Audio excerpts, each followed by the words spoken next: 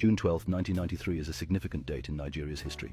It marks the day of the presidential election, which was later annulled by the military government.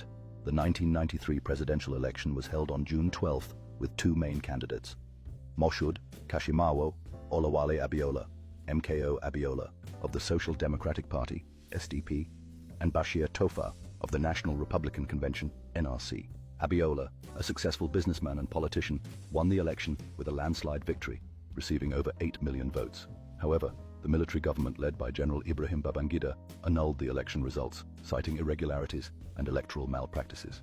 This decision sparked widespread protests, riots and condemnation from Nigerians and the international community. The annulment of the election led to a severe political crisis, which ultimately resulted in General Sani Abacha seizing power in a military coup. As Ibrahim Babangida reflected on his past, the weight of his decisions hung heavily in the air, each word carrying the echoes of a nation yearning for truth and reconciliation. The pages of his autobiography illuminated the tumultuous journey Nigeria faced, from the hope of democracy to the harsh realities of military rule. Abiola was later arrested, imprisoned, and eventually died in custody in 1998. June 12th has become a symbol of Nigeria's struggle for democracy and the fight against military rule. In 2018, the Nigerian government officially recognized June 12th as Democracy Day, a national holiday to commemorate the election and the country's transition to democracy.